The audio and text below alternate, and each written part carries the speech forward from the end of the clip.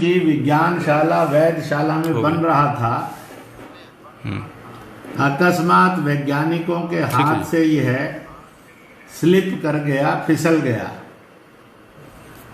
इसलिए यह पूर्णतः विकसित नहीं हुआ। जिसे कोरोना कहा गया है, वो वायरस हाफ डेड है, हाफ लिव्ड है, यानी अधमरा वायरस है। उसका आधा पोर्शन मृत है, आधा पोर्शन जीवंत है। इसलिए खतरनाक रूप का वायरस है। अभी तक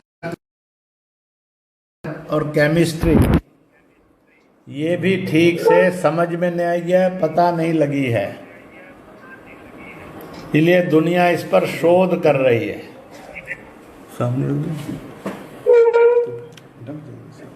इस वायरस को लेकर अगर कहना हो, अधिकांश दुनिया के संदर्भ में यह विदेशी है, उन देशों का नहीं है, भारत का तो बिल्कुल भी नहीं है। प्रकृति में जन्मा होता तो जहां जहां सुइटेबल नेचर थी वहीं वो फैलता और प्रहार करता, परंतु मैन मेड है, अर्ध विकसित है। इसके कारण बहुत जल्दी से दुनिया इसकी चपेट में आ गई। शायद कुछ और वैज्ञानिक या कुछ और देश ने भी इस वायरस पर काम करने की कोशिश की है। समय के साथ साथ सत्य सामने आता जाएगा, पर इतना सत्य सामने आ गया है कि यह चीन वुहान वहाँ की विज्ञानशाला में पैदा किया जा रहा था, बनाया जा रहा था, और वहाँ से इसने दुनिया भर में अकस्मात विस्तार किया। लगभग 2 महीने, 1.5 महीना ये वायरस फैलता रहा और एकदम ऑडियो आप म्यूट कीजिए, वाइब्रेट एक संकट दुनिया में दिखा। इस वायरस से संक्रमित लोग और मृत्यु प्राप्त लोगों का प्रमाण तेज गति से बढ़ने लगा।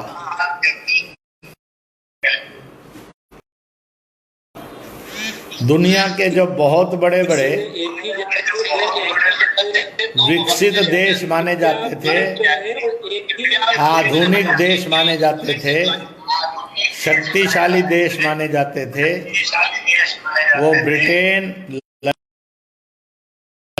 अमेरिका होगा, ईरान होगा, इटली होगा, स्पेन, फ्रांस होगा,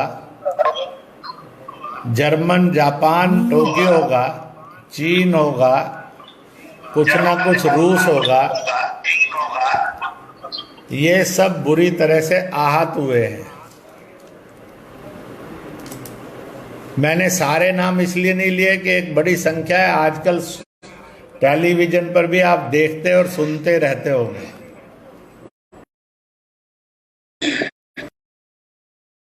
पैर पसारने शुरू किए, सारी दुनिया में हड़कंप मचा। इसके लिए दवाई कौन सी होगी? किसी के भी देश के पास नहीं निकल रही थी। ढंग से इस वायरस को जानने के लिए जो भी किट तैयार हुई वो चीन में केंद्रित हुई, और वो लगभग विश्व में देशों ने उसको ली, वो असफल सिद्ध हुई, हारा सिद्ध हुई। उसी के आधार पर तरह तरह के किट बनने लगे।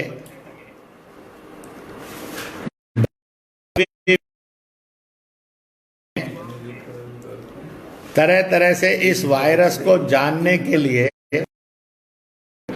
कुछ किट निर्माण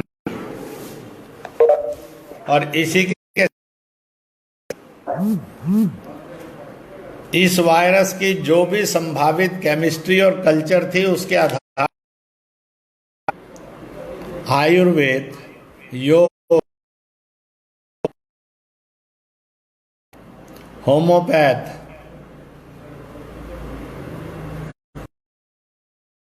थी, उसके आधार पर औषधियां निर्माण होने लगी और कैसा भी वायरस हो, टाइप ऑफ वायरस के लिए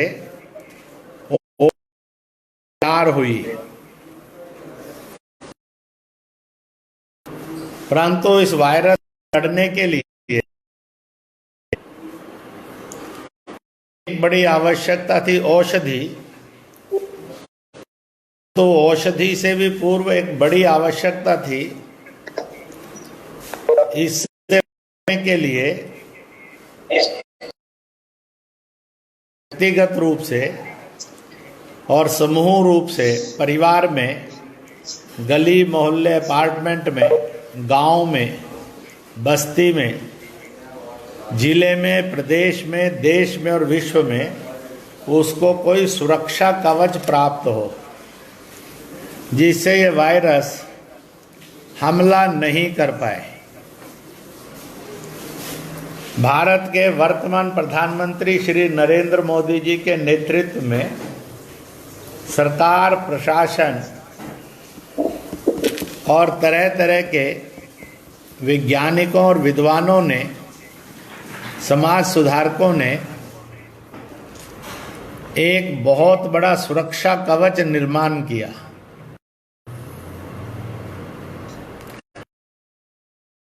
बना लॉकडाउन।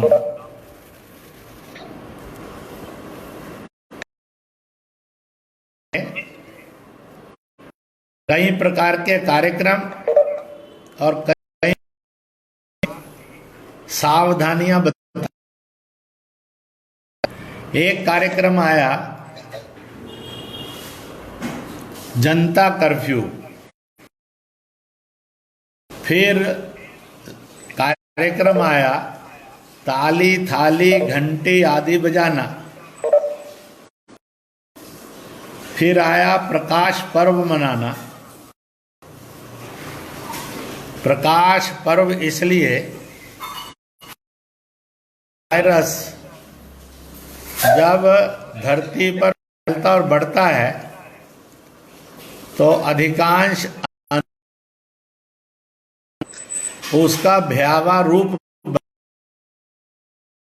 आप अपने चारों ओर देखेंगे।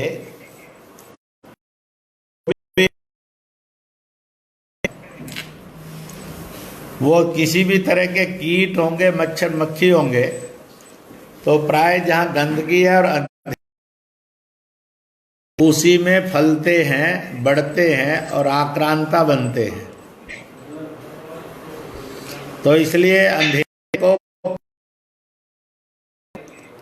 तो वायरस मरेगा और भागेगा। इसी तरह से जब एटमॉस्फेयर में अच्छी तरंग उठती हैं, इसलिए जयघोष लगे, ताली थाली घंटी, उसके वाइब्रेशंस उठी एटमॉस्फेयर में, भी ऐसे जीवाणुओं का नाश हुआ। ऐसे फिजिकल डिस्टेंसिंग मेंटेन करो ताकि एक से दूसरे प्रवेश ना कर सके। इस फिजिकल डिस्टेंसिंग के साथ साथ घरों में रहो, घर से बाहर मौत है, घर के अंदर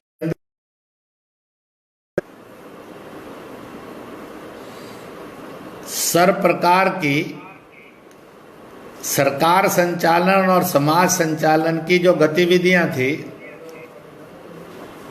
उनको बंद किया गया ताकि मूवमेंट और उस मूवमेंट के कारण लापरवाही और इस वायरस का खूंखार हमला हम 130 करोड़ भारतीयों पर ना हो, इसकी सावधानी रखी गई। इसका एक प्रमाण दूंगा। भारत की ग्रामीण जनता, जनजातीय जनता और पर्वतीय क्षेत्रों की जनता, यह कुल जनसंख्या का लगभग 80-82% बनता है। इनकी जीवन शैली भोग की और सुविधा की नहीं है, थोड़ा कम पढ़े लिखे हैं, साधारण है, परंतु ईश्वर विश्वासी हैं, थोड़े में भी संतुष्ट रहते हैं। इससे बड़ी विशेषता है कि सारा जीवन शैली परिश्रम केंद्रित है, इसलिए इनके शरीर की प्रतिरोधक क्षमता अच्छी होने के अभी तक भी कोरोना वायरस इन सब इलाकों में नहीं कर, बहुत बहुत बहुत बहुत नेग्लिजिबल सा एंट्रेंस है और उसे आगे नहीं बढ़ा। इसलिए इस देश के अंदर मजदूरों को, गांव के लोगों को, नौजवानों को लगा कि हम अपनी जगह पहुंच जाएंगे तो बहुत अधिक सुरक्षित हो जाएंगे। क्या में पहुंच भी गए और कुछ को जहां जहां अच्छे से व्यवस्था वो वहां रुक भी गए।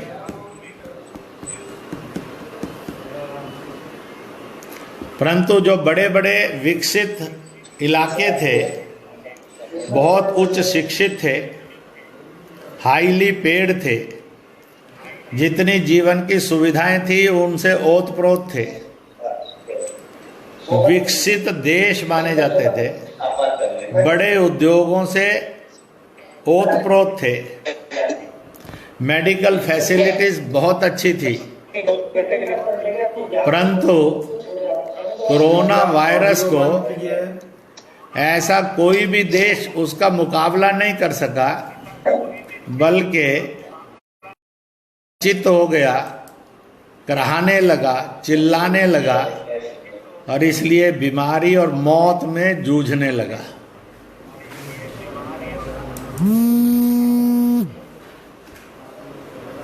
भारत ने इसके साथ साथ इस बात को भी सुनिश्चित किया कि जितनी स्वास्थ्य सुविधाएं हैं, मेडिकल, पैरामेडिकल, नॉन मेडिकल, उनको कोरोना योद्धा घोषित कर दिया।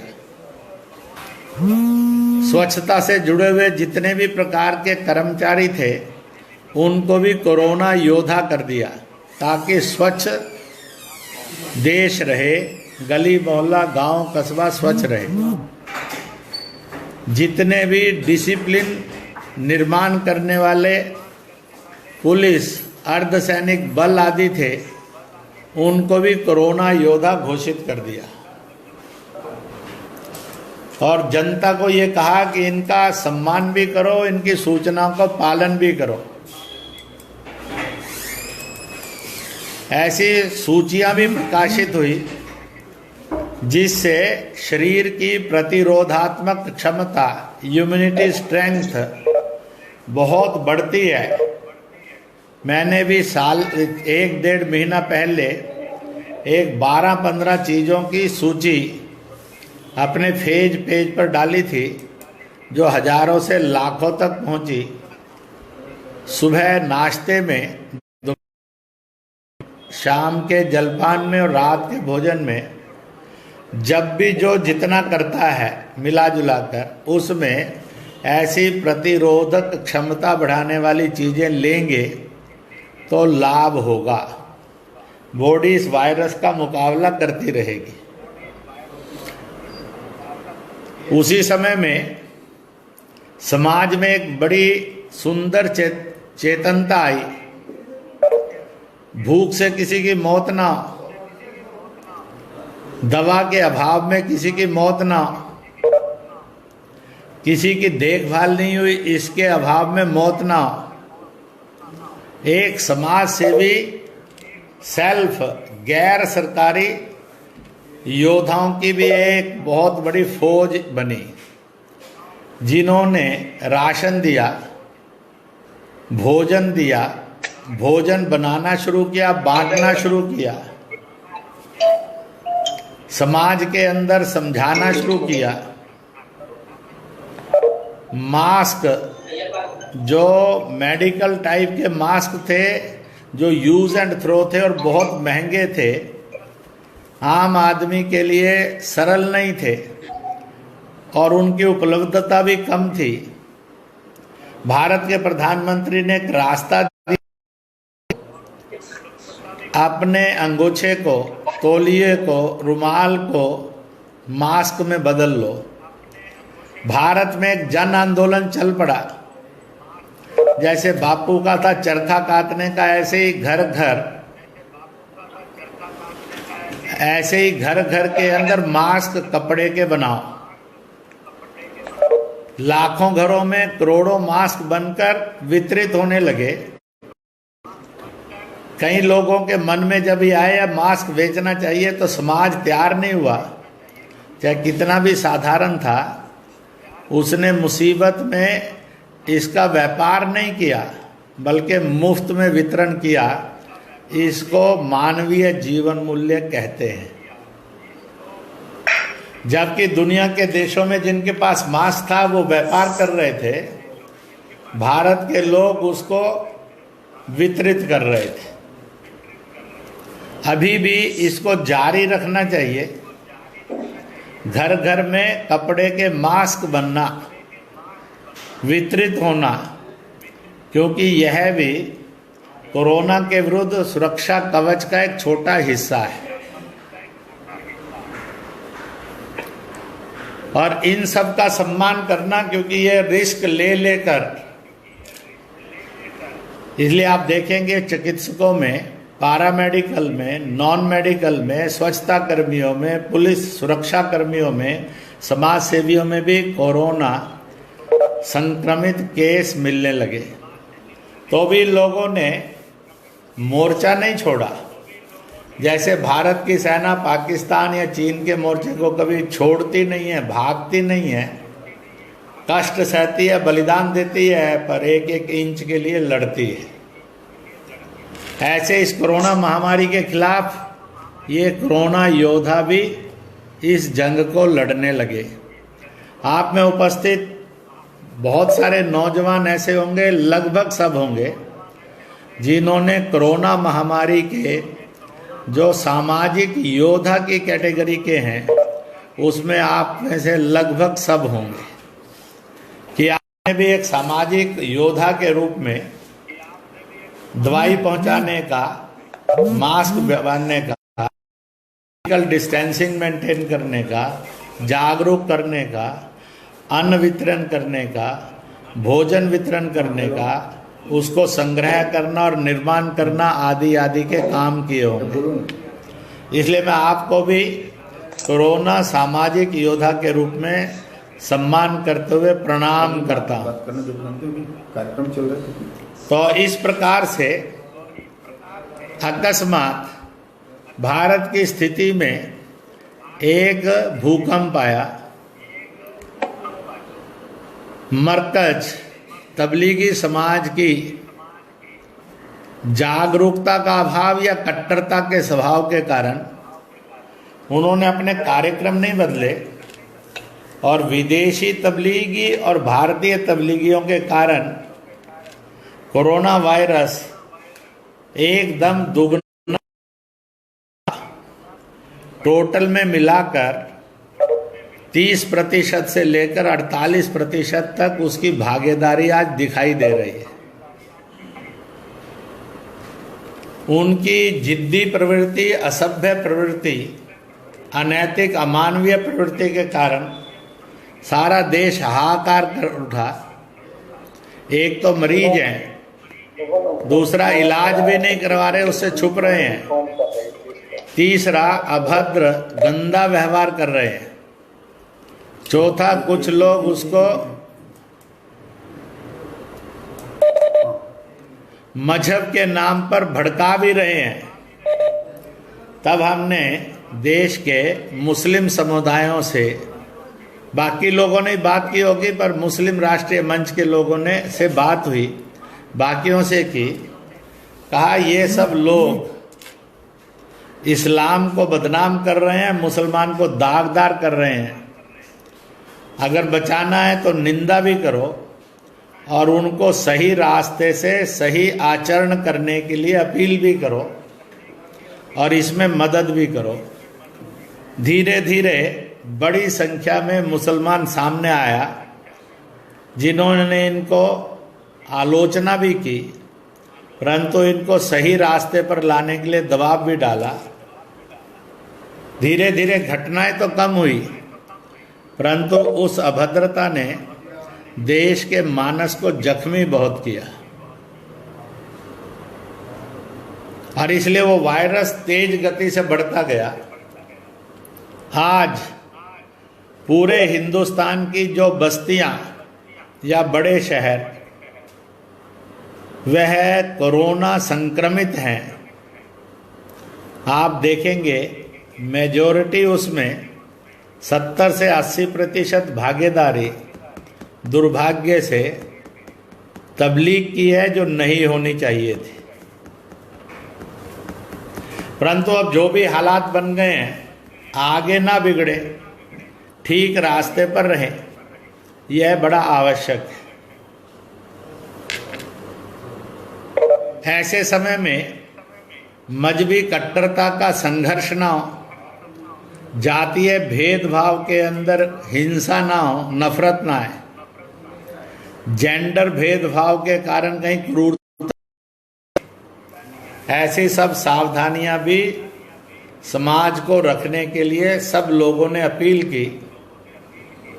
फैंस ने भी अपने सब युवाओं और कार्यकर्ताओं को बहुत बड़ी अपील की।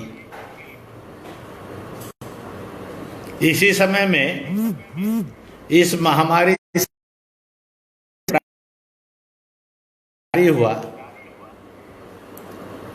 लाखों से करोड़ों लोगों ने हजारों करोड़ इस फंड में देना शुरू किया।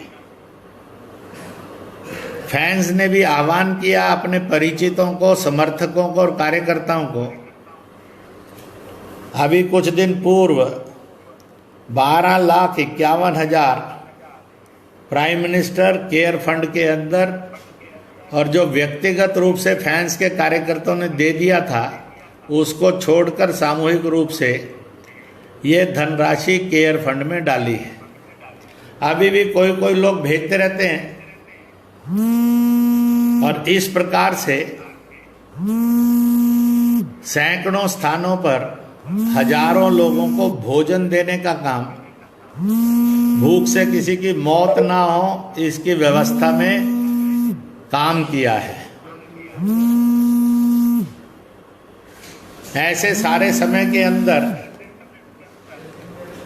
लॉकडाउन और उसी के साथ साथ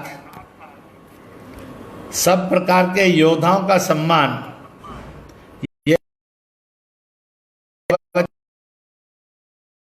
इस महामारी से हमारी रक्षा,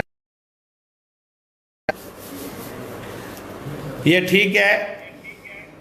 एक 7-8% ऐसा समाज है जो इसमें थोड़ी लापरवाही कर रहा है, वो ना तो संक्रमण और ताकत से, सख्ती से रुक जाएगा। आप सब नौजवान भी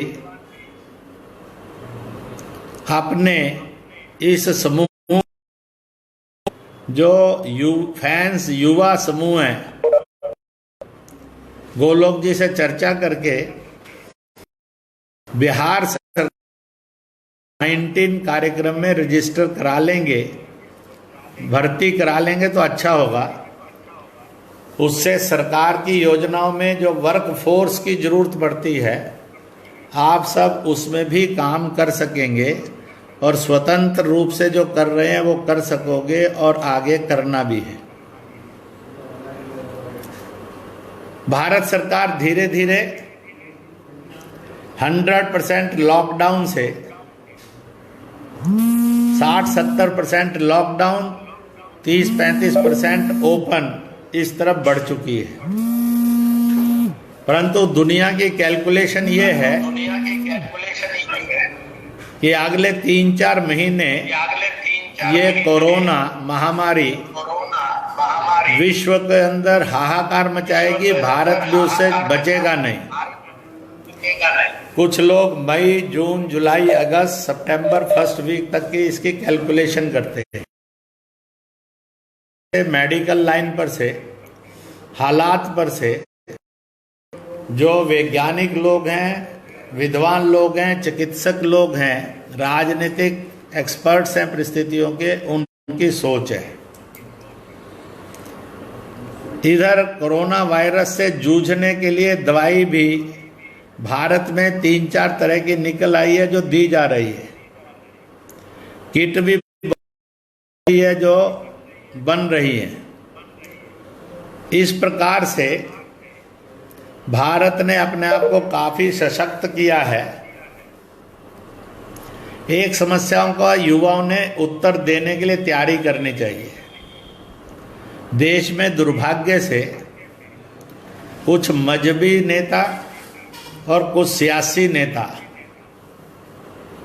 अगर इनसे पूछो कि तुम्हारे पार्टी ने, मजहब ने, तुम्हारे पार्टी और मजहब के वर्कर्स ने इस कोरोना महामारी से लड़ने के लिए क्या सूचनाएं दी हैं, कैसे सारी लड़ाई में आप सरकार, प्रशासन, समाज के साथ खड़े हैं, क्या क्या कर रहे हैं, तो शायद खाते में 0 होगा। परंतु आलोचना करना और अड़चन अड़ाना, इसके वो माहिर हैं। उनको ये परेशानी नहीं है कि रोटी मिली कि नहीं मिली। वो ये भी चिंता नहीं कर रहे हैं कि फिजिकल डिस्टेंसिंग में खड़े कि नहीं खड़े। वो ये भी चिंता नहीं कर रहे हैं कि मदद करें पहुंच जाए। वो ये भी नहीं कर रहे समय में उनके लोग लाखों लाख में मास्क बनाए और वितरित करें। परंतु आलोचना करके अड़चन डालना, और हमारा काम है केवल सरकार की आलोचना करके अकल देना।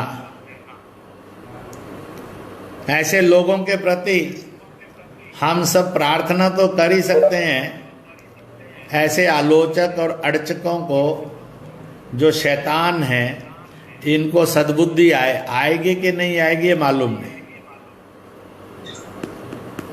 परंतु तो भी ऐसे रोड़े अटकाने वाले भी दुनिया में और भारत में मिलते हैं। भारत में थोड़ा प्रमाण ज्यादा है, तो इसलिए इससे भी अपने आप को बचाकर रखना और समझ में रखना।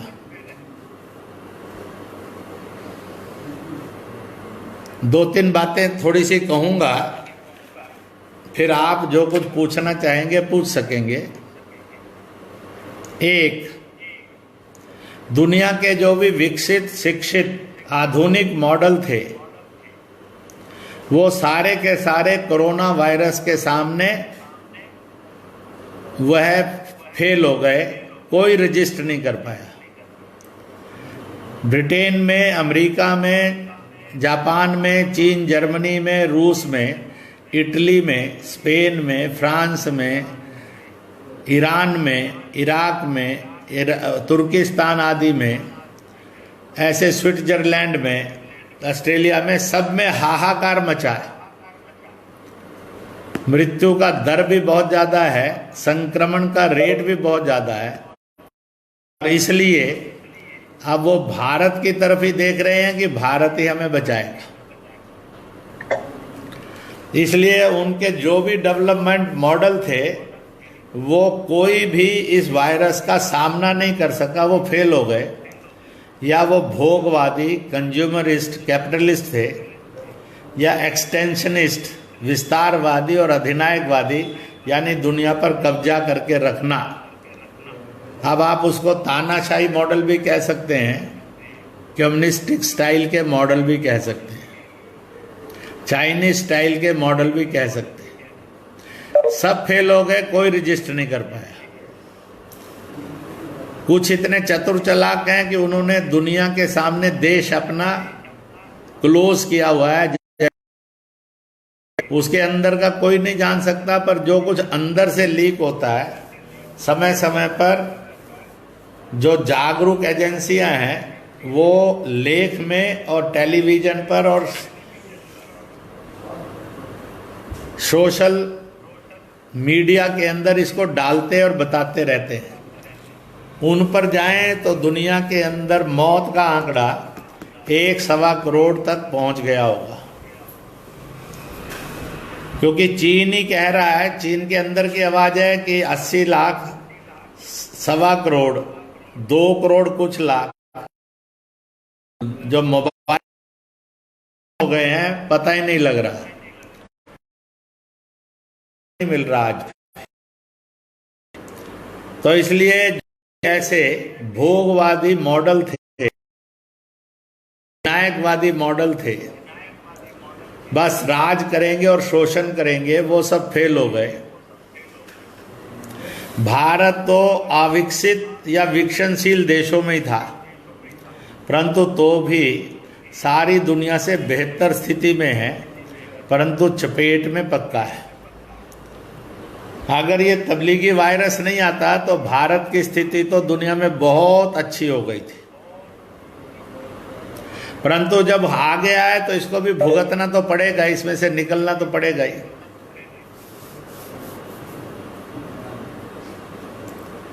मैंने जो आपको बताया कि 80% गांव जनजातीय क्षेत्र, पर्वतीय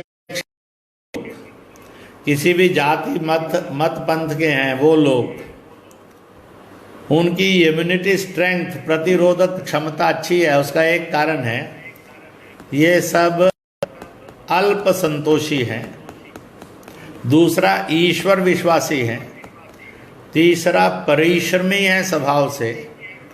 इसके कारण शरीर की प्रतिरोधक क्षमता और फाइटिंग फोर्स बहुत अच्छी है। तभी कोरोना महामारी से 80% से अधिक भारत बचा हुआ है। परंतु इसका अर्थ नहीं है कि ये शिक्षित ना हो, परंतु ये भी नहीं है कि समाज भोगवादी बनकर शोषण करने वाला बने और एक बीमारी का झटका आया तो सब हाहाकार। इसलिए अब विकास मॉडलों के ऊपर भी प्रतिद्वंदता और डिबेट चलेगी। और बात ऐसे समय में एक जरूरत होती है कि जो मरीज है, कष्ट में है, उसको हालचाल पूछकर दिलासा दे। पूरी दुनिया का कोई भी प्रेसिडेंट और प्राइम मिनिस्टर अपने देश को दिलासा नहीं दे पा रहा, दुनिया के किसी देश का हालचाल पूछ के उसको। आपको कहा कोई ऐसे 5 नाम लिखो तो नहीं लिख पाएंगे अपन लोग, क्योंकि है ही नहीं। परंतु भारत का एक प्रधानमंत्री और भारत सरकार ही है जो दुनिया में सबका हालचाल पूछकर दिलासा दे रही है, और देश चाहते हैं कि भारत उनका दिलासा दे, पूछताछ करता रहे, तो उनको बड़ी राहत मिलती है, उम्मीद बनती है। और इसलिए भारत की ईश्वर आस्था, भारत के सामाजिक कार्यक्रम, भारत के धार्मिक प्रकार के कार्यक्रम पूरे विश्व में विख्यात होते जा रहे हैं कि ये कोरोना के विरुद्ध बहुत सशक्त सुरक्षा कवच है। हमारे यहाँ दवाई निकली वायरस से मुकाबला करने के लिए, 30 से अधिक देशों ने ऑर्डर दिए, भारत ने बिजनेस नहीं किया, सहयोग और आपद धर्म मानकर उनको दिया। अमेरिका को 13 लाख यूनिट चाहिए थे, भारत ने 15 लाख यूनिट दिया। मुसीबत में पड़ने पर कुछ लोग लूटने का बिजनेस करते हैं चीज का। भारत में भी ऐसा वायरस मिल जाता है कभी कभी, जो नहीं होना चाहिए। मुसीबत में सहायता करना ये भारतीयता और मानवता है, ना कि लूटना। पर कुछ पार्टियों की और कुछ मजहबों की, धर्मों की गलत आचरण से भारत में और दुनिया के कारण ये वायरस आ गया है। It is A social virus जो बहुत डेंजरस है। मुसीबत में, जरूरत में सहायता करना, सहयोग करना, मदद करना, सेवा करना, यह भारतीयता और इंसानियत है जो मेजॉरिटी लोगों में है। हमें अपने में भी और सब में इसको जगाना होगा। और इसलिए विश्व में अब डिबेट चल पड़ी है। आखिरकार विकास मॉडल जो बताए गए थे तो सब फेल हो गए। अब नया विकास मॉडल कौन सा होगा? लोग भारत की तरफ देख रहे हैं कि शायद भारत में से ही आवाज आएगी और उसकी शक्ल आएगी। इसलिए हमें भी सोच बदलनी होगी। सरकार भी सोच बदल रही है, नेता विद्वान भी बदल रहे हैं। मैंने युवाओं को ध्यान में रखते हुए लघु उद्योग मंत्री नितिन गडकरी जी से वार्ता में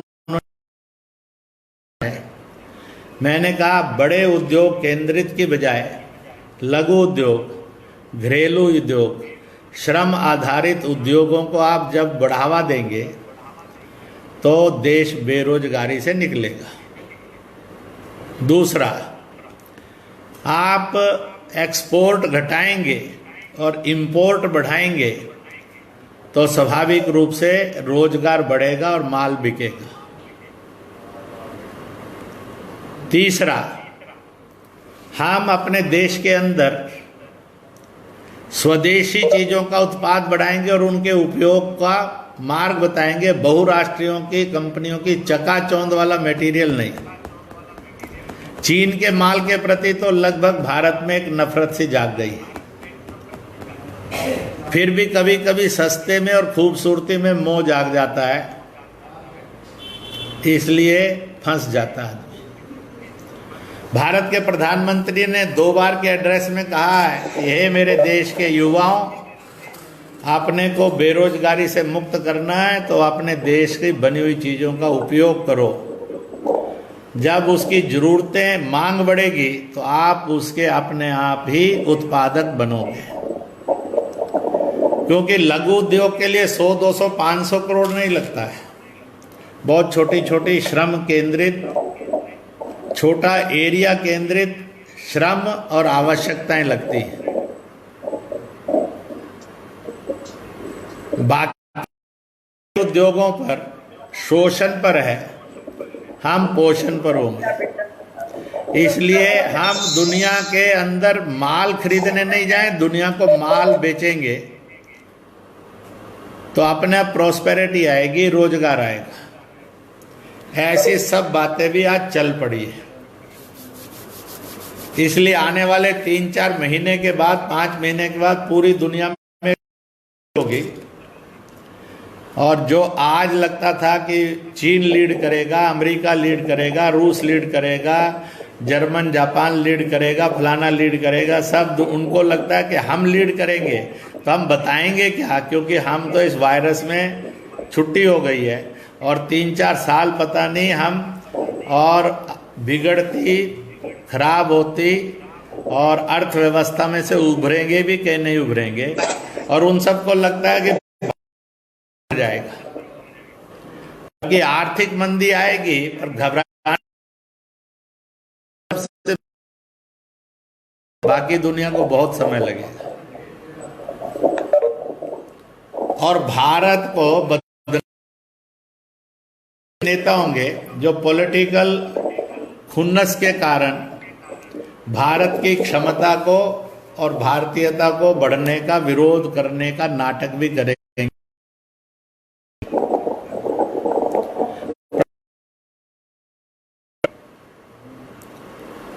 एक नया विकास मॉडल, अल्टरनेटिव विकास मॉडल ये दुनिया में आया, जिसमें भारत को नेतृत्व मौका ईश्वर संसार में देगा। हमारे पास सक्षम नेतृत्व भी है, सरकार डिस्टरबेंस पैदा करने वाले लोग भी हैं, परंतु सारे में से आगे जाएंगे। मैं आखिर में आप सब पहली बात ये कहूंगा, आज आपका लगभग संख्या का एक यूथ फोर्स बनी है।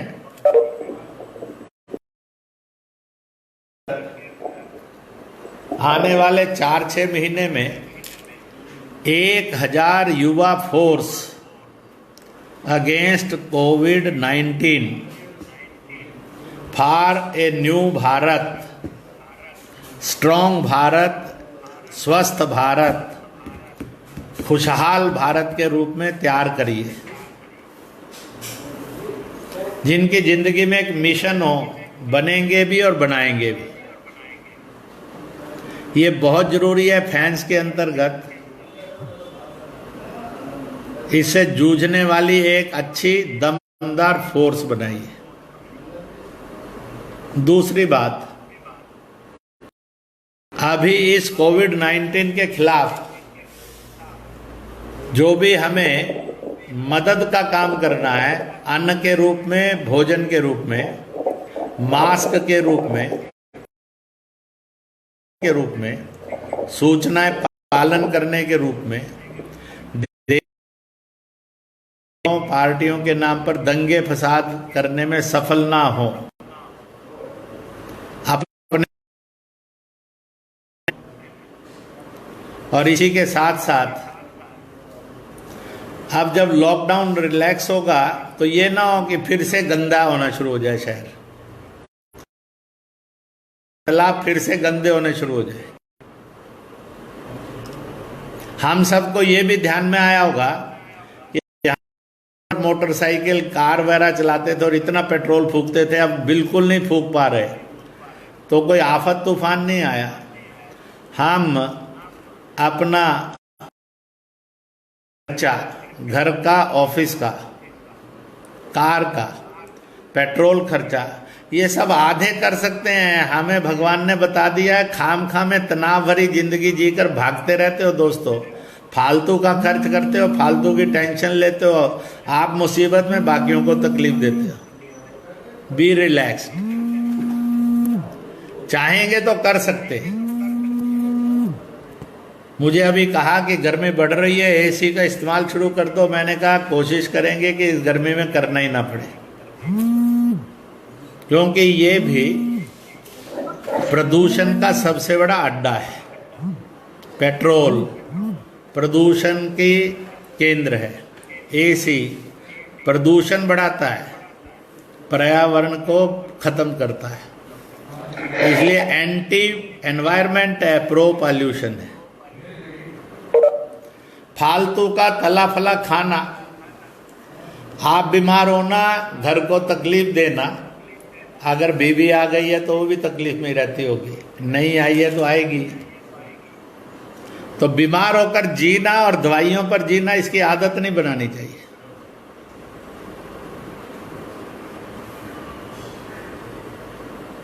कई बार युवाओं को लगता है कि हमें ऐसे बंधनों में नहीं रखा जाए, स्वच्छंद रखा जाए। स्वच्छंद तो मैं और आप सब हैं। डिसिप्लिन का अर्थ प्रतंत्रता, गुलामी, कट और बंधन नहीं होता है।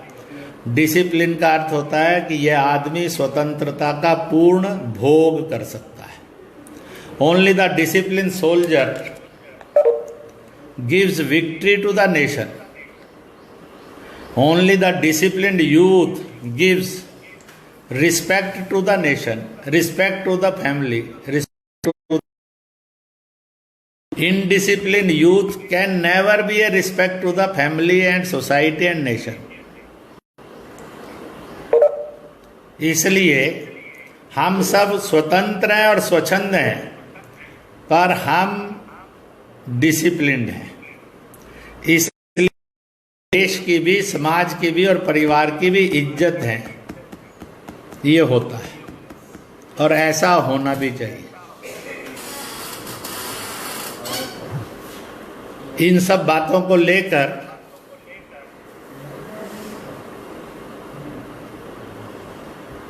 बिहार एक राजनीतिक दुविधा में जाता है। जातीयता का से कम भयानक नहीं है, पर यह समाज में कॉन्फ्लिक्ट ना पैदा करे, इसलिए जातीय छुआछूत ये भी एक कैंसर है।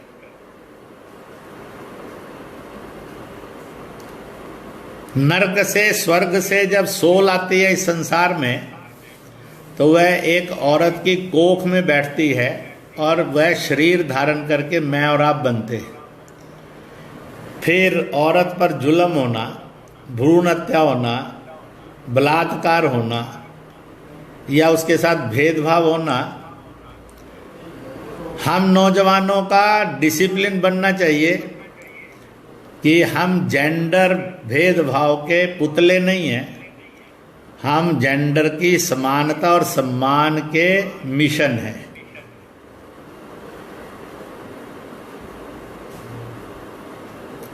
तो इसलिए मैन विद मिशन होना, इसकी अपनी एक रौनक है, एक इसकी चमक है।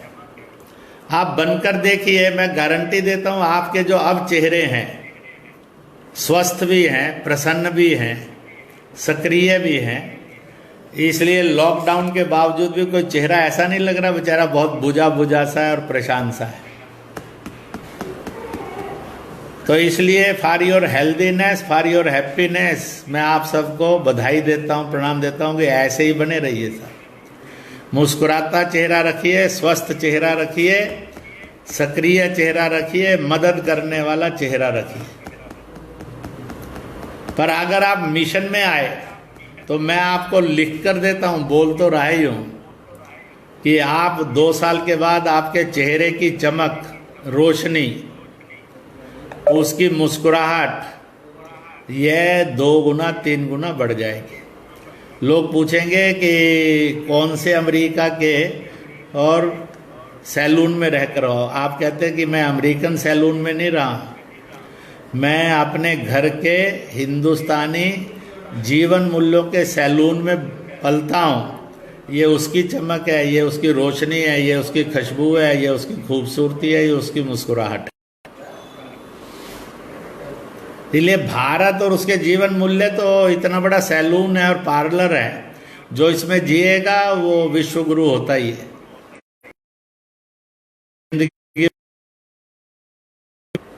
इसलिए आप सब नौजवान तरह तरह से एक वर्क फोर्स के रूप में बढ़िए। पटना जैसे महानगर के अंदर कल हम पॉजिटिव कुछ कंट्रीब्यूटर बने, तो पटना में ही लगता है कि 1000 नौजवानों का वर्क फोर्स आपका होना चाहिए। और सारे प्रांत में कहना हो तो 7-8 करोड़ का बिहार, उसमें तो 10,000-15,000 का युवा फोर्स होना चाहिए। तो भी मैंने शुरू में कदम बढ़ाने के लिए कहा कि बेटा छलांग मारने की आदत तो बन जाए और चढ़ने की, इसलिए कहा भाई बिहार में 1000 बनाओ। परंतु ये मत मानना कि it is an full stop, ये तो आप पहला कदम बढ़ाएंगे। हम जब छोटे थे तो पढ़ा करते थे कि सागर माथा, जिसको अंग्रेजों ने एक बड़ा गंदा नाम दे दिया माउंट एवरेस्ट, तो वह एक भौगोलिक, आध्यात्मिक, ऐतिहासिक बलात्कार था। वो माउंट एवरेस्ट कभी भी नहीं था पुस्तकों में, वो था ही सागर माथा। तो इसलिए उसमें था you start walking and climbing, तुम चलना और चढ़ना शुरू कर दो। हर कदम ये बताता जाएगा कि 29,000 फीट अब 28,000 फीट रह गया, अब यह 27,992 फीट रह गया। इसलिए हर चढ़ने वाला और बढ़ने वाला कदम आपकी सफलता को आपकी अचीवमेंट को आपके नज़दीक लाता जाएगा और आप उसके नज़दीक पहुंचते जाएंगे। इस आधार पर, इस रूप में आप सब काम करें, इसलिए मैंने कुछ बातें आपके साथ शेयर की हैं, आपके सामने रखी हैं। अब आप सबके मन में भी कुछ पूछने के लिए होगा, कुछ बोलने के लिए होगा। आप उसको पूछ भी सकते हैं और बोल भी सकते हैं। मैं इन्हीं बातों के साथ इस कोरोना महामारी को हम भगाएंगे, निकालेंगे, भारत बचाएंगे और बनाएंगे, विश्व को भी रास्ता दिखाएंगे। मैं कोई गीत कविताएं लिखता, बोलता, रचना नहीं करता हूँ, परंतु इस सारे में कोरोना पर एक 4-6 पंक्तियों के अंत में एक कविता सी गाता हूँ। ओ कोरोना,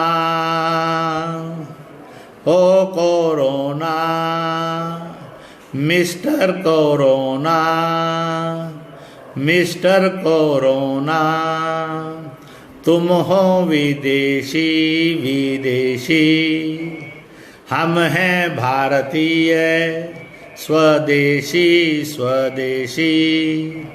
ओ कोरोना, मिस्टर कोरोना, तुम हो वायरस, वायरस, वायरस, हम हैं वॉरियर, वॉरियर, वॉरियर।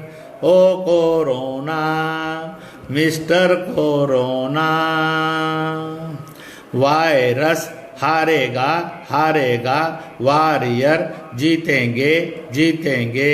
ओ कोरोना, मिस्टर कोरोना, मोदी का आह्वान है, कोरोना योद्धाओं का करो सम्मान। एक दिन कोरोना जाएगा, भारत विश्व विजयी होगा। मिस्टर कोरोना, गो गो गो। जय हिंद, जय भारत, भारत माता की जय, वंदे मातरम।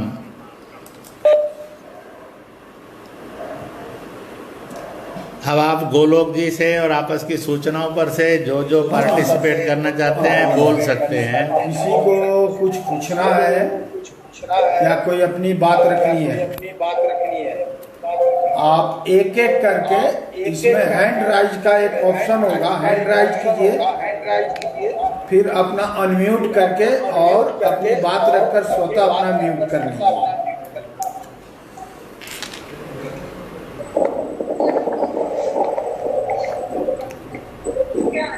किसी को कुछ पूछना है? हाँ, हाथ खड़ा कर दीजिए और उसका नाम बोल दीजिए।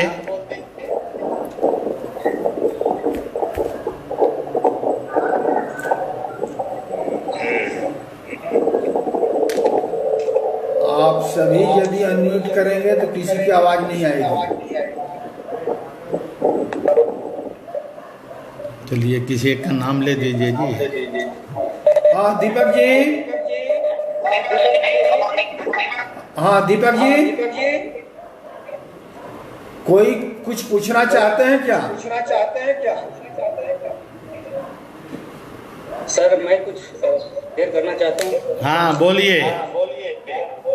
जी प्रणाम सर। प्रणाम। एक दो चीज था। एक पीएम केयर फंड पे जो कंफ्यूजन लोगों द्वारा फैलाया जा रहा है, तो उस पे मैं ये कहना चाहता हूँ कि चूंकि फंड प्राइवेट इंडिविजुअल के पास से आता है, इसीलिए सीएजी ऑडिट नहीं होता, लेकिन ऑडिट होता है। तो जो भ्रामकता है, जैसे पीएम केयर फंड है वैसे प्रधानमंत्री नेशनल रिलीफ फंड है, दोनों चूंकि पैसा प्राइवेट कॉर्पोरेट से आता है, इसीलिए उसका ऑडिट सीएजी नहीं करता है लॉ के हिसाब से। बट इंडिपेंडेंट ऑडिट जैसे किसी ट्रस्ट का होता है वैसे ही होता है। एक बात। दूसरा, हम युवा साथी है सब लोग, उनको रिक्वेस्ट करना है कि आरोग्य सेतु जरूर डाउनलोड कीजिए और उसको यूज कीजिए। उससे क्या होगा कि आप अगर कहीं ऐसे हॉटस्पॉट जोन में जाएंगे तो आपको अलर्ट आ जाएगा आपके मोबाइल पे। और तीसरा एक क्वेश्चन था सर, अगर आप हाँ बोलिए, पूछो। हाँ, इसमें एक ये सर कि जो ये आपने बोला कि फॉरेन लैंड्स वायरस आया है, मेरा ये मुझे लगता है सर कि ये जो बायोलॉजिकल बायोलॉजिकल वार टाइप का है, ये आगे और भी होता रहेगा। तो इसके लिए हम लोग अपने आप को कैसे प्रिपेयर रखें ताकि आगे चुनौतियां और भी भारी आएंगी, जैसा कि हम लोग देख रहे हैं। तो इसके लिए कोई सर आपका सुझाव, कुछ मार्गदर्शन करें। ऐसा है कि आपने 3 बातें रखी, बहुत अच्छी हैं और उत्तर भी दिए, फिर भी मैं तीनों को ही थोड़ा थोड़ा टच कर लेता हूँ। पहली बात, प्राइम मिनिस्टर केयर फंड वर्तमान के संकट के लिए बनाया गया, जिसकी आवश्यकताएं हैं, परंतु इसका आज जो राजनीतिक सत्ता में बैठे हैं उनको ही लाभ होगा। इस दुर्भावना से जो विपक्षी दल हैं ये इसका विरोध कर रहे हैं, टिप्पणी कर रहे हैं, जो पूर्णतया असंवैधानिक हैं, गैर कानूनी और अवैज्ञानिक हैं। इतना ध्यान में रखना चाहिए, it is a political jealousy and rivalry, not the nation building, not the national security. दूसरी बात, और इसलिए ओपन है, पारदर्शिता है, सारा खुला बैंक अकाउंट है। दूसरी बात है कि आज ये जो वायरस है, जो मैंने पहले ही बताया कि हमारे लिए विदेशी है, चीन की धरती से हमारी तरफ आया है अलग अलग देशों से होते हुए, और वहाँ के जो भी नागरिक आए गए उनके माध्यम से। इसलिए हाफ डेड हाफ लिव्ड मैंने बोला ही है, इसलिए थोड़ा सा डेंजरस है। और आगे भी दुनिया की ताकतें, जो शैतानी ताकतें, वो ये धंधे कर सकती हैं किसी देश को डिस्टर्ब करने के लिए। इसलिए आप ये तो गारंटी नहीं दे सकते कि शैतान ये धंधे नहीं करेगा, परंतु प्रतिरोधात्मक क्षमता जब किसी भी व्यक्ति की, परिवार की, समाज की, समूह की, देश की बन जाती है तो वह उसका डटकर मुकाबला कर लेती है। इसलिए प्रतिरोधात्मक क्षमता बढ़ाना ये जरूरी है। एक प्रतिरोधात्मक क्षमता होती है आदमी की बढ़े, और दूसरा होता है उसके एनवायरनमेंट की बढ़े। पूरी दुनिया के पास आज जितनी भी पैथी हैं ट्रीटमेंट की, चाहे टीबी ट्रीटमेंट करना हो, चाहे कैंसर, चाहे हार्ट, जो भी करने हो, आदमी के अंदर के वायरस को वो ट्रीट करती हैं और ट्रीटमेंट कर देती हैं। परंतु जो आदमी जिस कमरे में है, जिस मकान में है, जिस मोहल्ले में है, जिस गली में है, उसको वो ट्रीट नहीं करती हैं, कोई उनके पास नहीं है। भारत ने इसकी ट्रीटमेंट औषधि पूरी दुनिया को दी थी, और वह थी एक 5-10 मिनट का होम हवन करना। हवन उस रूप में नहीं है जो आप देखते होंगे कि पहले नवग्रह का पूजन, फिर 64 योगिनियों का, ऐसा नहीं। सामान्य और उपले से, लकड़ी से, समिधा से, अगरबत्तियों से अग्नि प्रज्वलित करना, और कोई भी तरह के मंत्र पढ़ते हुए निर्मल मन से, पवित्र मन से उसमें आहुति डालना। उससे जो वाइब्रेशंस ऑफ प्योरिटी आती हैं, एनवायरनमेंट को शुद्ध करती है। अगर ये पद्धति भारत में और दुनिया में चल पड़ेगी तो बहुत से वायरस तो जन्म ही नहीं ले पाएंगे, जन्मेंगे भी तो जी नहीं पाएंगे। कोई कोई होगा जो शायद इसमें से निकलकर उत्पात करने की कोशिश करे। और इसलिए मेरे मन में था कि आप लोगों को एक बात कहूं कि 5 से 15 मिनट तक का होम हवन, जो भी मत पंथ आप मानते उसके अनुसार कुछ ना कुछ करना चाहिए, क्योंकि it is the only available treatment and system in the world against the virus and pollution. ये भी तो कोई नहीं है। और इस पर भी इस समय सारा देश और दुनिया सोचने लगी है। इसलिए भारत में इस समय लाखों लोगों ने घरों में प्रारंभ किया है। इसलिए ट्रंप ने भी अपने घर के अंदर ओम शांति शांति के साथ वैदिक पाठ मंत्र करके होम कर लिया। इतना ही नहीं, अभी स्विट्जरलैंड में, पोलैंड में, जर्मनी में, इंग्लैंड में इसके प्रयोग घर घर में शुरू हो गए, सरकारी इंस्टीट्यूशन में भी हो गए, क्योंकि और कोई अल्टरनेटिव ही नहीं है अभी। तो इसलिए ये एक अभी तक का और शोधकृत मान्यता प्राप्त सफलतापूर्ण मार्ग है जो दुनिया ने छोड़ा हुआ है, और भारतीयों ने ही जल्दी छोड़ दिया। लोगों ने कहा ये पोंगापंथी है, हमने बैड करैक्टर का करैक्टर सर्टिफिकेट मान लिया। जिनका अपना नहीं था करैक्टर, उन्होंने कहा कि हमारा तो अच्छा हो नहीं सकता, इन नालायकों का भी खराब ख़त्म कर दो। तो हम उसके कहीं ना कहीं बहकावे में आ गए, उससे निकलना चाहिए। और अब तो स्वाभाविक रूप से दो तरह से वायरस पर देश के वैज्ञानिक चिकित्सक करने लग गए हैं। एक, आदमी की प्रतिरोधक क्षमता बढ़ाने वाली चीज़ें, उसकी फूड हैबिट्स में कैसे आए, और दूसरा पॉल्यूशन फ्री एनवायरनमेंट की लिए कौन सी चीज़ें हैं जो प्रतिरोधात्मक क्षमता बढ़ाने के लिए की जाए। आपको एक बात नज़र आई होगी, दुनिया में जिनको संक्रमण हुआ है वायरस का, इनमें 90% से अधिक पॉपुलेशन मांसाहार की है। यानी मांसाहार प्रतिरोधक क्षमता नहीं बढ़ाता है, वो उसको नष्ट करता है। अब ये तो कोई मेरा और आपका वो नहीं है, ये तो सामने के आंकड़े बोलते हैं। और जो मांसाहार लिप्त जितने ज़्यादा समाज और समूह थे, उनमें ये वायरस सबसे अधिक गया है। तो इसका मतलब है कि मांसाहार जो लाइफस्टाइल है वो प्रतिरोधक क्षमता घटाता है। आप कहेंगे हमने तो खाना है ज़रूर, तो कोई रोक तो नहीं सकता है। मैंने एक जगह लिखा हुआ था इस चीज़ में जहर है, वो ले रहा था, तो किसी ने उससे पूछा अरे तो जहर है, क्योंकि हम भी थोड़ा थोड़ा करके खा रहे हैं, हमें कौन सा जल्दी है मरने की, थोड़ा थोड़ा खाते जाएंगे, जरा 60-70 साल में जाकर मर जाएंगे तड़प तड़प कर। अब ऐसों का तो इलाज नहीं हो सकता। तो इसलिए इस समय कोरोना वायरस कई तरह के नए आंकड़े भी प्रस्तुत कर रहा है।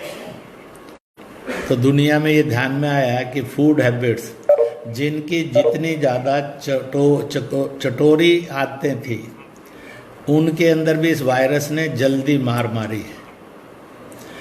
अब ये तो आज दुनिया में दिखने लग गया है।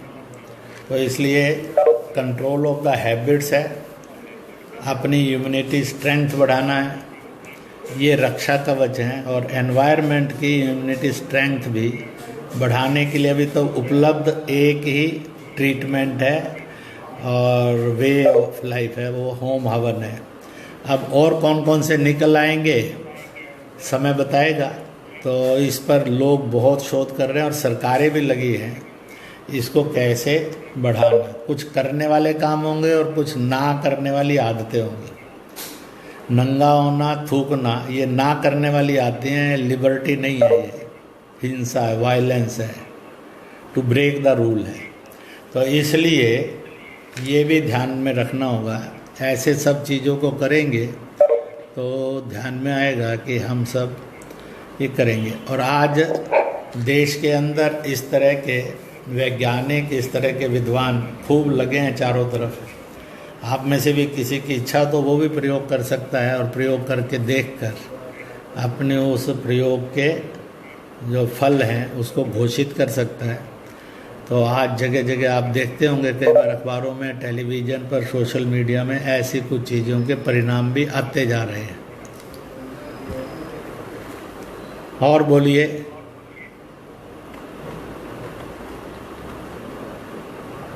हाँ, प्रीतीश रंजन पूछना है बिहार। हाँ जी, रंजन, कुलभूषण प्रीतीश रंजन कुछ पूछ रहे हैं। जी नमस्ते। हाँ नमस्ते। नमस्ते जी, मैं प्रीतीश रंजन बिहार से हूँ। हाँ जी।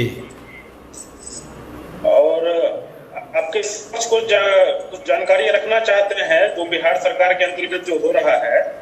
ऐसा ना हो कि बिहार सरकार का राजनीतिक चिट्ठा खोलने में ही टाइम लगा लो। जी नहीं, राजनीतिक नहीं है, इसमें है कि जो कोरोना का संक्रमण अभी बिहार में फैल रहा है उसमें 373 चिकित्सकों ने काम करने से मना कर दिया। उनकी कुछ अपनी मजबूरी थी कि उनको जो पीपीई किट मिलना चाहिए, जो उनके सुरक्षा उपकरण थे, बिहार सरकार वो उपलब्ध नहीं करवा सकी, जिनके कारण 376 चिकित्सकों ने काम करना बंद कर दिया। मेरा मानने से चलिए हाँ, कृपया इस ओर भी केंद्रीय कमेटी केंद्रीय सरकार का ध्यान दिलाएं। ठीक। कुलभूषण जी का कोई प्रश्न है? हाँ, कुलभूषण जी का प्रश्न है ना? हाँ बोलिए। नमस्ते इंद्रेश जी। नमस्ते। मैं अजय खनेजा। हाँ बोलिए। इंद्रेश जी, पूछना चाहता हूँ, कोरोना वायरस का तो इलाज निकल आएगा देर सवेरे, हाँ, परंतु ये जमाती वायरस का कोई इलाज है क्या? ठीक, ऐसा है, इसमें तो कोई दो मत नहीं है। ये कट्टरता का और भारत देश के अंदर अपनी स्वतंत्र सत्ता का वायरस है, परंतु तो भी चीज़ों के उपचार तो होते ही हैं। ऐसा है कि मेरा 25 लाख से अधिक मुसलमानों से इंटरेक्ट हुआ है भारत में, कश्मीर से कन्याकुमारी तक, गोवा गुजरात से लेकर मणिपुर आसाम तक। 20-22 देशों के राजनीतिज्ञों और कूटनीतिज्ञों से भी वार्तालाप हुआ है। हमने तरह तरह के उनके अंदर के जो कट्टरता के वायरस हैं उनका अध्ययन किया। एक वायरस आया तलाक, ट्रिपल तलाक, भयानक सामाजिक कुरीति है जो भारत की अर्थव्यवस्था को भी चिथड़े करती है, गरीबी का और जुल्म का प्रमाण बढ़ाती है। गरीबी, बेरोजगारी और जुल्मों का प्रमाण का आंकड़ा बहुत तेज गति से बढ़ता है। तो शुरू में जब चर्चा की तो सबने कहा ये तो एक इस्लामिक सिस्टम है। जब हमने अध्ययन किया तो लगा कि ये सामाजिक कुरीति है, इस्लाम इसकी कोई इजाज़त नहीं देता है। कुरान शरीफ, हदीस और सुन्नत कुछ और बोलती है। एक जागरण आंदोलन चलाया, मुस्लिम मंच तो बना ही बना था, तो भी जितनी ताकत थी उसी से बनाया, और बहुत बड़ी राजनीतिक ताकतें सारी अड़कर खड़ी हो गई हम लोगों के सामने, मजहबी ताकतें भी खड़ी हो गई। थोड़ा सा वायलेंस चेहरे भी उनके नज़र में आए कि क्रोध से भी भरे हैं और हिंसा से भी।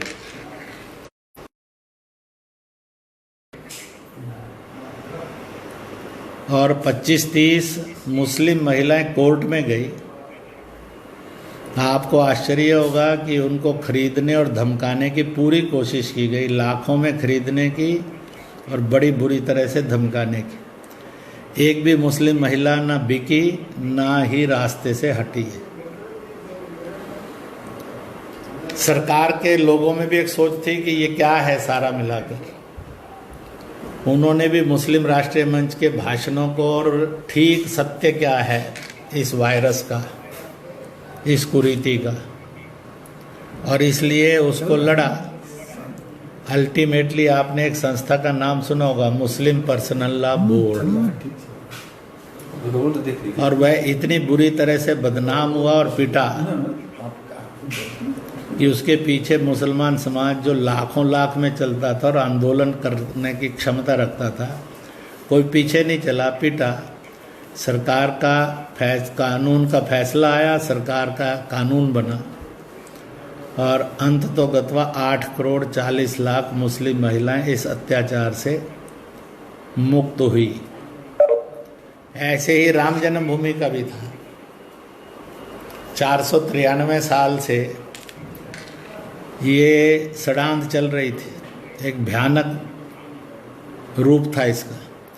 छेड़ेंगे तो हाहाकार मचेगा, आग लगेगी, तोड़फोड़ होगी, पता नहीं क्या क्या होगा। तो भी मुस्लिम मंच ने पहले तो शांति से एक वर्कर फोर्स तैयार की कि इसका सच्चाई वो ठीक से समझे, और उनके बीच में ये पूरे 493 साल का इतिहास क्या ठीक और गलत है ये रखा, और एक नारा लगा, कसम खुदा की खाते हैं इमाम हिंद श्री राम का मंदिर वहीं बनाएंगे। आपके लिए तो आज भी सपना होगा कि ये हो नहीं सकता, क्योंकि आपने किया नहीं, इसलिए आपके लिए असंभव होगा। और इस कारण से ये लगा, और इस आंदोलन में मुसलमान जुड़ता गया, और मंदिर वहीं बनना चाहिए, इसका जन समर्थन का मुसलमान में एक आंदोलन चल पड़ा। धीरे धीरे सरकारों ने एक फैसला लिया कि बाकी सब चीज़ों को छोड़कर जो कोर्ट फैसला देगा उसको सब माने, और अंत में एक वातावरण बना। और 493 साल से जो इसके कारण लाखों लोग मौत के मुंह में गए थे, अरबों का भारत की संपत्ति का नुकसान हुआ था, भारत अपने विकास में कई सीढ़ी पीछे रह गया था। फैसला आया, शांतिपूर्वक ढंग से देश ने इस निर्णय को स्वीकार कर लिया। आपकी तकलीफ ये है शांतिपूर्वक फैसला स्वीकार क्यों हो गया, इसलिए कुछ हुआ नहीं तो आपको फील नहीं हो रहा, परंतु ये तो फील होता ही है कि हुआ। ऐसे ही इसका नियम होता है, ऐसे वायरस का, कांटे को कांटे से निकाला जाता है, जहर से जहर को मारा जाता है, जहर को मीठे से नहीं मारा जा सकता है, कांटे को कपड़े से नहीं निकाला जा सकता है। कोई सोचे कि लोहे को रसगुल्ले से काटा जा सकता है तो स्वप्न लोग तो मूर्खता का बहुत बढ़िया ही होगा उसका। इसलिए के अंदर इन सब वायरस को भी डील करने के लिए कहीं ना कहीं रास्ते हैं।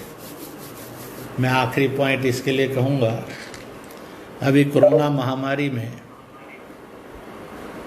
85 से 90 करोड़ सनातन मतावलंबी हिंदू हनुमान जयंती और रामनवमी उसने नवरात्रे घर घर में मनाए। वैसाखी का त्यौहार पंजाबी और सिखों का वो घर घर में मनाया। महावीर जयंती आई, जैनियों ने भी घर घर में मनाया। डॉक्टर भीमराव अंबेडकर भारत रत्न, उनकी जयंती आई और बुद्ध पूर्णिमा आई तो भी बौद्धों ने घर घर में मनाई। इसी के साथ साथ ईस्टर और गुड फ्राइडे आया तो भी घर घर में मनाया। सबसे अपील हुई, सब जगह चर्चा हुई तो लोगों ने किया, परंतु कट्टरपंथी वायरस ने शब-ए बारात घर में करेंगे इबादत, और रमज़ान की नमाज के लिए मस्जिद नहीं जाएंगे, घर में ही करेंगे। इसमें कुछ लोगों ने भड़काने की कोशिश की, परंतु इस वायरस का भी इलाज हुआ। इसलिए आज वो सब हो रहा है। कठिन बहुत है, नुकसानदायक बहुत है, रफ भी बहुत है, असहिष्णु भी बहुत है, पर इतना असंभव नहीं कि इलाज नहीं हो सकता। इसलिए एक प्रस्ताव तो हम पारित कर ही सकते हैं। जो वायरस बड़ा कठिन लगता था, भारत सरकार के मौसम विभाग ने भी कहा कि जब जम्मू कश्मीर का मौसम, तापमान और जलवायु बताई जाएगी तो उस समय मुजफ्फराबाद, गिलगित और बाल्टिस्तान का भी भारत के अंदर जम्मू कश्मीर में बताया जाएगा। पाकिस्तान चिल्ला रहा है, भारत ने फैसला कर दिया। इसलिए हम सब युवा मिलकर भारत सरकार को बहुत बहुत बहुत बहुत इस साहसिक कदम के लिए बधाई देते हैं। इसलिए अब चर्चा चल पड़ी है कि ये भारत का था, भारत का होना चाहिए। जैसे मैं और आप पटना से चलते हैं तो दिल्ली आ जाते हैं, ऐसे कभी पटना से चले तो गिलगित बाल्टिस्तान भी इच्छा है कि नहीं सबकी जाने की? क्यों? जरा हाथ हिला दो कि जैसे हम नागपुर, कानपुर, मुजफ्फरपुर जाते हैं, ऐसे ही गिलगित बाल्टिस्तान भी घूमने के लिए जा सके। क्यों, ठीक है कि नहीं? अगर आखे इंस्टीट्यूशन बन जाएंगे तो पढ़ने के लिए दाखिला भी लेने जा सके। तो भारत सरकार ने तो कदम बढ़ा दिया है। पाकिस्तान टूटने की तरफ बढ़ रहा है, तैयारी कर लो तोड़ने के लिए, करना पड़े तो हम तैयार हैं। फिर घर बार छोड़ना ही पड़ेगा, 4-6 महीने साल तो छोड़ने। तो इसलिए ऐसी कोई चीज नहीं है जिसका हम खाली करा सकते हैं। चीन से सीमा पर झड़प करके चीन को बेचारापन ला सकते हैं। तो भारत अब असंभव करने वाले देश के रूप में खड़ा हो रहा है। चलिए, ये क्वेश्चन है कुलभूषण का क्वेश्चन। हाँ बोलो कुलभूषण, कृषकों के लिए क्या करना, इतना को मैंने पढ़ा, बोलो। क्या हम कृषि से जुड़े उद्योगों को बढ़ावा देकर प्रदूषण और पलायन दोनों समस्या को कम करने का प्रयास कर सकते हैं? ऐसा है कि लघु उद्योग, घरेलू उद्योग और श्रम केंद्रित उद्योगों में मेजॉरिटी उद्योग कृषि से जुड़े हुए आते हैं। यानी मोटे उद्योग जो हैं वो कृषि से और गांवों से जुड़े हुए आते हैं। इसलिए पलायन भी रुकेगा और रोजगार भी मिलेगा। जब भारत में लघु उद्योग, क्योंकि लघु उद्योग कोई 100, 200, 500 करोड़ का नहीं होता है, घरेलू उद्योग तो घरेलू चीज़ों में होता है। इसलिए तरखान का काम जब घरेलू उद्योग या लघु उसको सहारा देंगे तो पलायन रुक ही जाएगा और रोजगार मिल ही जाएगा।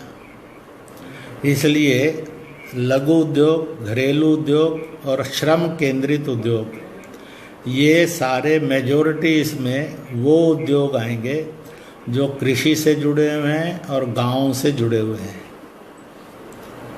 तो अब भारत को सोचना ही विषय में, दुनिया है, आपके पास एक्सपर्टाइजेशन भी है, उसकी सारी सुविधाएं भी है, उसका रॉ मटेरियल भी है। इसलिए घरेलू उद्योग, लघु उद्योग और श्रम केंद्रित उद्योग अमेरिका में नहीं है, चीन में नहीं है, जापान में नहीं है, ब्रिटेन में नहीं है, फ्रांस में नहीं है।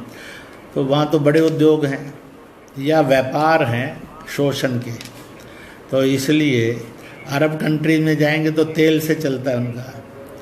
तो मैंने जब कहा तो लघु उद्योग, घरेलू उद्योग और घर के अंदर उद्योग नहीं बनाना, अगर आप इसको बढ़ावा दे दें तो बड़ी दुकानें और बड़े, क्या है कि वो अंबानी ने अचार बेचना चाहिए, इसके घर में बिकेगा।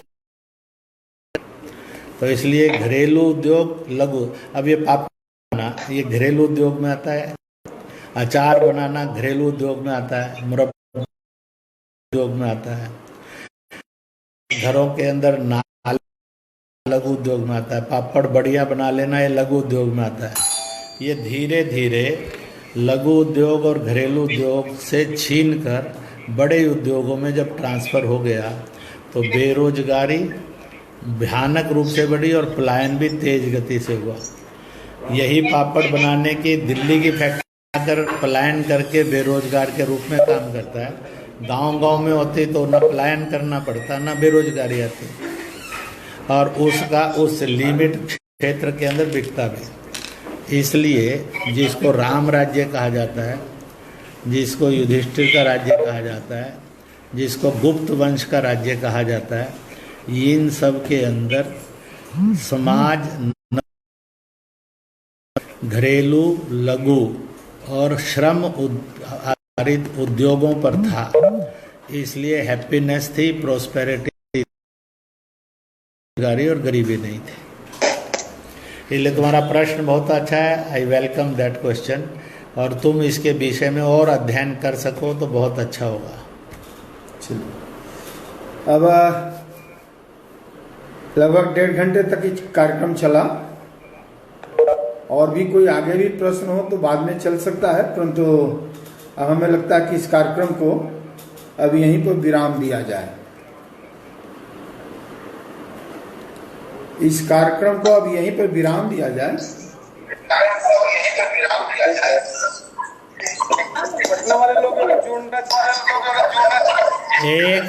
एक संकल्प और वायदे के साथ पटना में यूथ फैंस की वर्क फोर्स 1000 होगी और बिहार के अंदर 15,000 तक पहुंचाएंगे। क्यों वायदा किया तो या भूल जाओगे? अच्छा, वहाँ की प्रेस में आप 2-3 रेजोल्यूशन बना देते हैं, प्रस्ताव, वो आज निकलवा दीजिए। पहला मुझे मैं 2-3 प्रस्ताव 2-2 लाइनों में बोल देता हूँ।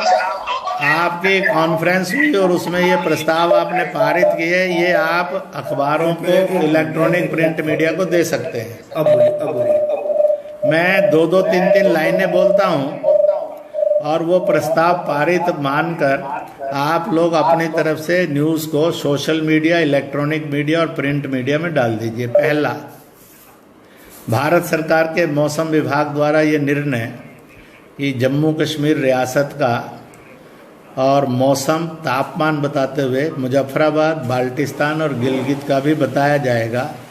हम सब इसका अभिनंदन करते हैं और भारत सरकार आगे भी ऐसे साहसिक कदम ले, इसके लिए समर्थन करते हैं। दूसरा, पालघर के अंदर जो संतों की हत्या हुई निर्मम और वहाँ की